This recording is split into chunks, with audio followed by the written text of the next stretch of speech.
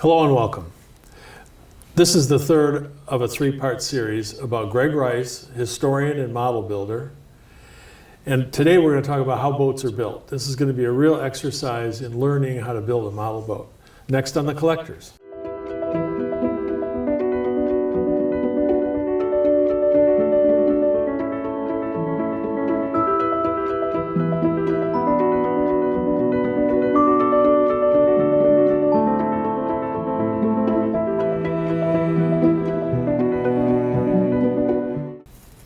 Could you share with us a little information here, Greg, about how you go about building a model? Sure. Well, first of all, building a model from scratch is very much like building a full-size boat. And to begin, you need a plan.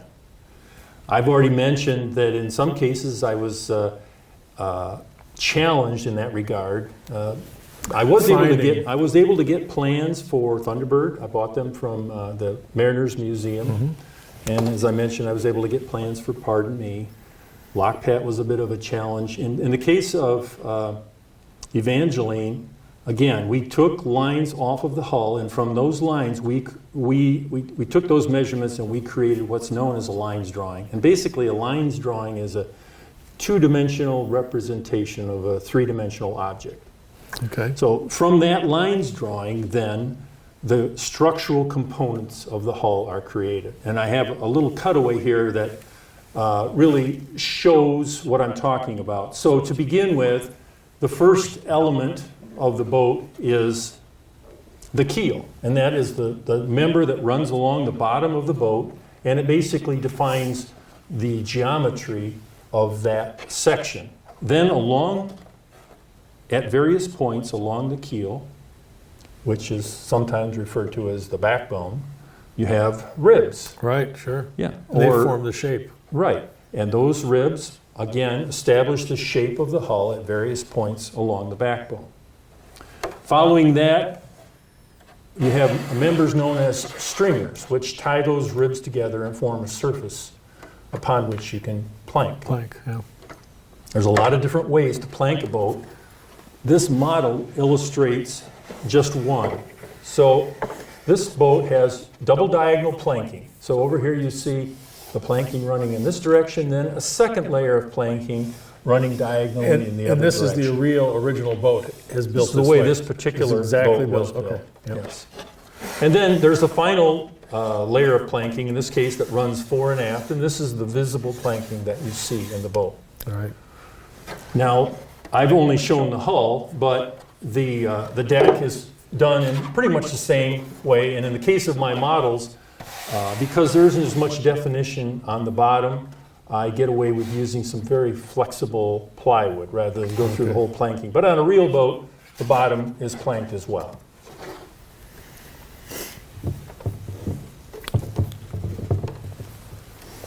And this is just the beginning. Yes, it is. The Lockpat II with its streamlined shape, Greg, must have been difficult to build. It was quite a challenge, and one of the reasons I selected that boat, because the planking is so unique and such an important element of the visibility of that hull. So because Lockpat has this rounded shear, and the planking from the hull side extends up and over around that, the shear being the joint between the hull side and the deck, the planking goes through, individual planks go through quite a contortion in some cases. And again, I was working from photos, but I wanted to make sure that the planks all landed appropriately according to the way the photo showed. So in order to achieve that, each plank had to be tapered. It had to be shaped to a specific curve so that it would lay appropriately on the hull and nest up to its sister plank. And then finally, in the case of this boat, it was single planked. And so the joint between each plank had to be a very tight joint, especially since I knew I was going to be sanding or fairing this hull and I would be going down through that joint. I didn't want any gaps developing. Right. So you can see in this one photo, you can see the extreme curve on that one particular plank that was necessary in order to get that plank to lay flat. Fit. Yeah. So that was the first challenge. So once the planks were all in place, then the next step is to sand the hull smooth, or it's called fairing the hull, to give you a continuous surface without any bumps and ripples. Then the boat was stained a mahogany color, because that's the final look I was going for. Now, because I actually use these boats frequently, I'll actually protect the hull with a layer of fiberglass cloth set in epoxy resin. And that was the case particularly on this boat because it was single planked. So again, I set fiberglass cloth down, set it in epoxy, and then I'm ready to move forward to the next step. Now, traditionally planked boats have their planks mechanically fastened to the substructure. Mm-hmm. And typically that involves screws, or in some cases rivets, that are countersunk into the planking, and that countersunk area leaves room for a plug or a bung, is known as. And then when the finishing takes place, that bung is taken down to the same level as the surface of the boat. The idea is that it disappears. Yeah. Sometimes, however, as in the case with Lockpat, the decision is to make those fasteners visible. So in the case of Lockpat, the hull has 13,000 brass flathead screws exposed on the surface of the hull. It becomes a very obvious and dominant part of the overall appearance. It really looks of the cool. hull. It looks cool too. But it's an important feature. So I needed to achieve that on this hull. So to do that, first of all, those fasteners are laid out in 109 planes that you would slice through the hull. And so I scribed those lines on the hull so that I would know exactly what orientation to put those fasteners in. And then wherever one of those scribed lines crosses the joint between two planks, you get a fastener on either side of the line. In addition, it's a 40-foot boat, so some of the planks had to be joined together. They didn't have 40-foot long boards. So there's a joint called a butt joint. Right. And behind that is a butt block, a reinforcing block. And there was a special array of fasteners used to secure that joint. And then finally, wherever there was a rib underneath the planks, the fasteners would be continuous in that area. So it creates kind of an interesting appearance. It's beautiful. So to do that, I actually drilled holes through the hull in all the appropriate locations.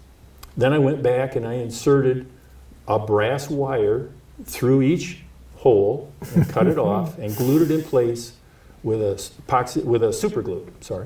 Okay. When that was all completed, I sanded the entire hull back down so that the fasteners were flush with the deck. I got to ask, how many are in that boat in your model? Well, there's 13,000 exposed above the water line. Any idea how long that took you to put those in? Yeah, I'm trying to remember. In terms of hours, probably about 40 hours. I would have guessed much more. Okay. I got to the point You're where fast. I could put You're it through fast, pretty quickly. Obviously, there are a lot of breaks in between. You get a stiff neck. Once I had the hull all sanded down, then I flood coated it again with epoxy and then applied a number of coats of finish. Basically, I'll typically apply 6 to 7 coats of a spar urethane over the epoxy. So that gives it UV protection, and also it allows me to then put the final finish on the hull, which involves sanding down through those layers with progressively finer sandpaper until I reach 3,000 grit. That's very fine. It is. And then the final step is to use an automotive clear coat polishing technique to remove those swirls. And the end result is the smooth finish that you see on the models. All that is beautiful. All those screw heads are it makes it really special. But the other thing that's really special on all these boats is the hardware. How do you come about getting your hardware as accurate as you do? Well, the hardware is definitely one of the biggest challenges, and frankly, the most time-consuming element of all these builds, partially because I've selected these over-the-top boats that have all kinds of bling, right? And all unique hardware, too. I use a number of different techniques to produce these fittings, and also in the 35 years that I've been doing this, technology has moved forward in a number of areas, and so today, I actually have a number of additional choices that I didn't have back when I originally first started. Okay. But what I'll do is let's step through a few examples, and I can kind of give you an idea of what's involved in making these different pieces. You're going to start with some chocks and cleats. Yeah, here's some chocks. These are the bow and stern line chocks from Thunderbird, and this is straightforward. So this involves simply carving out the fitting from a solid block of brass. In this case, I'm not a machinist. I don't have a mill and a lathe and so forth. So everything that's been done has been done with a hacksaw, hand files, an electric drill, and in some cases a rotary hand tool. So the fittings are basically, in this case, carved out. And then all of my fittings, they're all usually made from either brass or copper. Once they're finally polished, the last step is to plate them. And I have little plating kits that I can use to actually plate the chrome or the nickel. I didn't realize you could do nickel or chrome in your own home. The nickel is a bright nickel. The chrome is known as it's a trademark called copy chrome. And I haven't been able to find out exactly what the alloy is. But I can tell you this, that it appears as real chrome and it holds up over the long haul. So, and it does not involve all the nasty chemicals associated with true chrome plating. Right, and I know that's scary stuff. Here, this is another example of some hand carving. This is the rather unique fitting on the front deck of Evangeline, and really it has 4 purposes. It can be used as a chalk to tie off a cleat to tie off the bow line to, but in addition to that, it is a location for a white light for the bow of the boat. It has 2 openings on the side that act as vents to take air down and ventilate the area underneath the front deck. And then finally, a spot for the flagpole. So it's a multi-purpose fitting. And I had, because I had this close relationship with Brian Robinson, he shared the detail of how they reproduced this fitting. It was actually cast. These pieces were cast, and what I did was I just carved the pieces out of brass, trying to replicate the castings that they had, and I assembled it in the same way as they did when they created this casting. So the end result is pretty close. As best we can tell, it mirrors the way the original fitting was designed. That we look in old photos of Evangeline. That's really something. Now you're using a hardware store part and cobbling it up, modifying it to work. Several times I've done this. I started with a copper pipe fitting and just heated and bent it until I got close to the shape I needed and soldered on a base. And again, more polishing and then ultimately plating. That was really something. Oh, now this is the vent, a real fancy vent. Yeah, Thunderbird was the first boat that I built of this series. And I knew it was going to be a challenge, particularly the cabin. I had no idea how I was going to do that. But I attended a Frontiers Day gathering where there were coppersmiths that were demonstrating their skills. And I spent the afternoon picking their brains. How do you do that? I found out about, hammering sheet metal over shaped anvils and annealing the metal to soften it up so that it would continue working and so forth. And it seemed like a reasonable approach, so I went home and I put my trailer hitch in my bench vise at home. That became your anvil. That was my anvil, and then my claw hammer was what I used to pound it out. And after a couple of days of work, I came up with a pretty close proximity. It wasn't that hard, but it was time-consuming to get there. But I was very happy with the end result. What you can do with a trailer hitch and a claw hammer. Here's another example of metal bending. This one's a little more extreme. This is the front nose piece for Pardon Me. And pretty prominent. I really wanted to get this right. So again, based on the dimensions that I had already taken off the boat when we visited the museum, I laid out the blank in a sheet of copper. And I actually used a bag of lead shot. Some people use a bag of sand for this.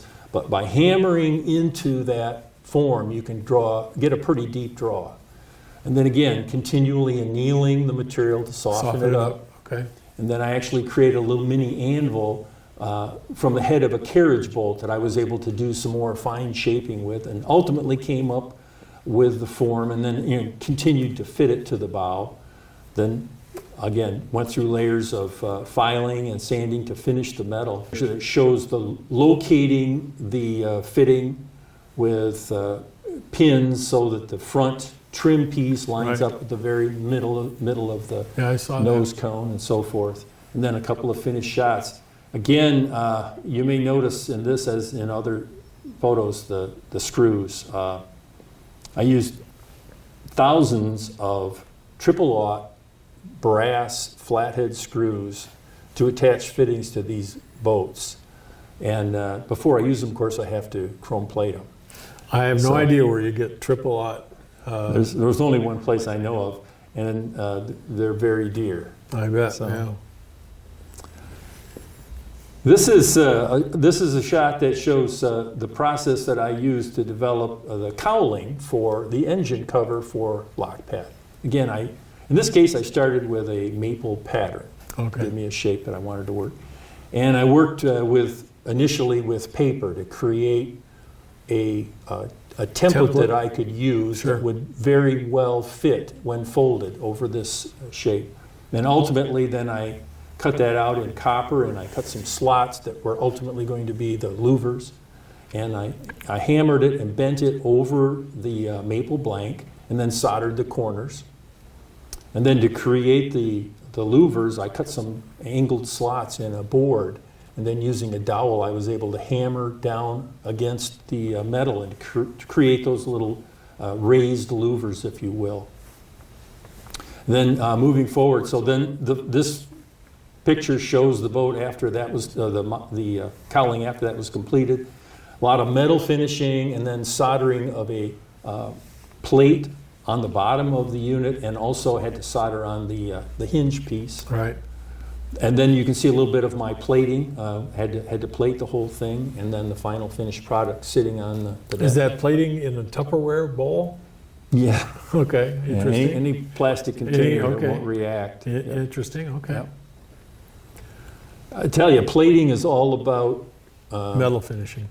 it's about preparation, preparation, preparation. The metal has to be flawlessly finished. It has to be perfectly clean. Yeah. Very interesting. These are scoops now. Here's another example of starting with a pipe fitting. These were scoops for a Lockpat. And in this case, this shows a series of steps necessary ultimately to produce what became a blank. And this blank was actually used to create a permanent mold from which the 6 scoops that are on the boat were cast. Okay. So this was all just to create the master. And then you can see the finished, they came back to me having been cast, and then I had to do the finishing and plating before I installed them on the boat. Got it. They're really cool looking. Evangeline, on her deck, you may have noticed quite a few. I think there are a total of 20 of these aluminum vents on Like the the engine opposite cover and of- the back hatch. Opposite of louvers. They're above instead of below. Yeah, yep. And originally those were stamped from aluminum. And so I thought, well, that'd be kind of a fun exercise. So I created a die set out of hard maple, a male and female die, and some locating pins to make sure that the die set closed properly. And then a bunch of blanks, which I clamped to one of the dies so that the metal would not move. Because when you're stamping, what you're trying to do is stretch metal. So I had to clamp it in place. And I put it in my bench vise at home. You didn't have a 3-ton No. punch, right? Just screwed that bench vise down, and it did a great job. You can see the image in the in the blank there, and then there's a whole bunch of the blanks that are lined up. And all I had to do then was to go in and trim out each one of those blanks and drill the holes, and then polish them up to the right finish and install them with the screws. So. They look great. They sure look good on that. They sure looked good on that boat. And now you got the Cutwater. cutwater. Yeah, all these boats, almost all of them, have some kind of a protective covering on the nose that really protects the end of the the plank ends as they come forward. Right. In some cases, you know, some mechanical protection as well, but also there's an appearance factor. So here's just an example of how I do that. This is Evangeline, and I start with a paper template that shows the profile of one side of that cutwater, and then it's laid out on my blank in with the other side matching up, creating, if you will, a pair of pants kind of a shape. Cut that out and then make a bend in the middle and solder up the joint. And you can see in the case of Evangeline, there's also a mating nose piece that sits down on the top as well. Yeah, that's. Then again, drilling holes for the fasteners, polishing, plating, and attaching the nose piece. In this case of Evangeline, it transitions from a very sharp point at the entry to the water to a very gradual rounding at the deck line. It's a really beautiful shape. There's no doubt about it. Handsome. Now we're starting to move forward into some of the technology changes. These horns are the deck horns for Lockpat II. And if you look at the bases of these horns, it's quite an elaborate shape. And I certainly, with my hand tools, was not going to be able to replicate that with any degree of accuracy. And they're very visible. I mean, they're right out on the deck, so I wanted this to be right. So what I did was I took, from the photos I was working from, I made two-dimensional drawings in 3 views representing what that piece looked like. And then I have a good friend, Pat Matthews, who's a whiz in 3D math. Okay. He converted those drawings to a 3D file. So now we're using newer technology than you started with years ago. For sure. Okay, sure. And that file was given to a commercial outfit that could print that part in 3D. Wow. And then using the resin that it was printed in a castable resin, if you will. And then that part was used in a lost wax casting process where you put the material into an investment and then you burn away the wax, pour in the molten metal, break away the mold, and you have your finished part. That's a very old technique. It goes way back when my dad was a dentist, and growing up I used to help him cast gold crowns at work. And now I know why you can make these small, minute little things. You inherited that. So you see a couple of pictures of what the casting looked like when it returned. Obviously there was some roughness to it. It had to be finished and polished and then ultimately plated. One of the fun things about doing this is you're always looking for ideas about how to accomplish something, and I still was not sure how I was going to get the horns, the bells of the horns themselves. Right. And I was doing some searching online, and I found a company that actually produced small musical instruments for use as decorations on Christmas trees. They were made from brass and chrome plated. And as it turns out, the slide trombone in their line was just the perfect size for the bell for these horns. Here's another example, working with Pat on another component of Lockpat II. There are little hasps that close and lock down the engine hatches. And in total, these are about 1 inch long. And again, no way for me to create that by hand. But again, using the same technique of drawing each of the components and having each of the individual components cast, you can see how they came back. Was able to assemble them using straight pins as axles, and had to do a lot of finishing and polishing. But ultimately, we came up with these hasps, and they were actually worked to lock down. They look really good on the pictures now. Okay, I want to say a few words now about the last model we looked at, which was Pardon Me. I considered building that model for probably about 10 years, and I always rejected it because there was such a large amount of these very special fittings that needed to be created. And the process that Pat and I were using involved this commercial process of casting these fittings. And their price structure is such that, I mean, just 4 of the scoops, for pardon me, were going to cost over $1,000. But I became acquainted with a gentleman named Joe Rubenstein, who lives near me. We've become good friends. But he's a highly skilled modeler, and he's a retired jeweler. So, and he spent his career making unique jewelry pieces. Perfect combination. He knows what he's doing. And in addition to that, he's become very proficient in 3D graphics. Okay. He has his own 3D printers, and he can cast anything. So I talked with him about partnering with me on this project.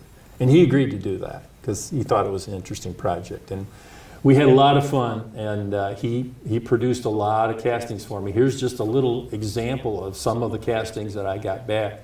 Again, the same process. I would make the 2D drawing, he converted to 3D, and then he would do the casting himself.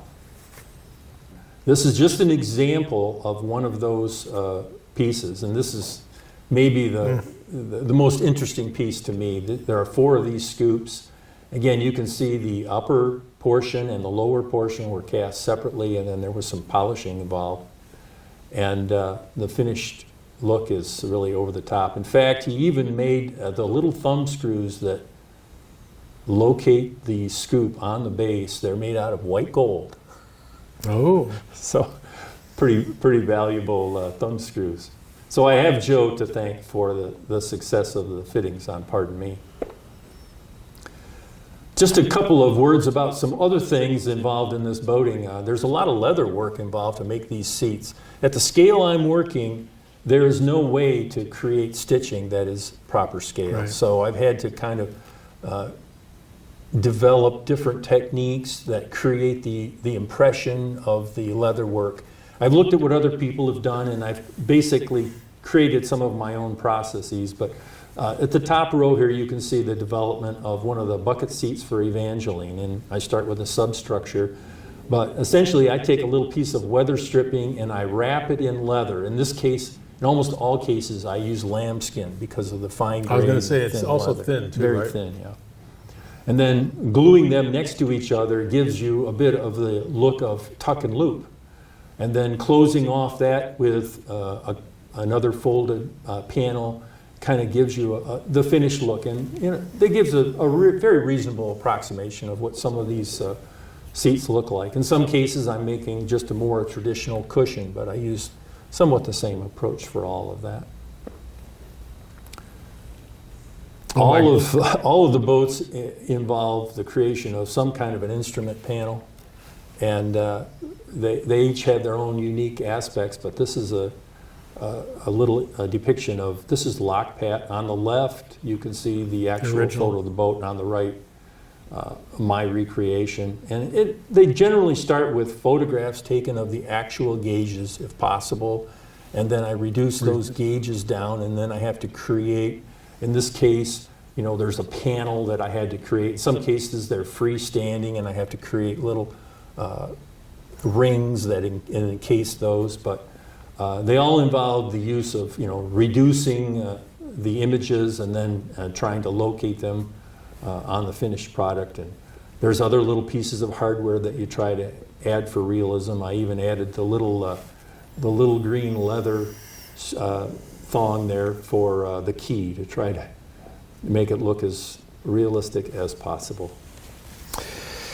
Well, folks, this is the end of our 3-part series with Greg, and we've learned a lot on history and on model building and on quirky people.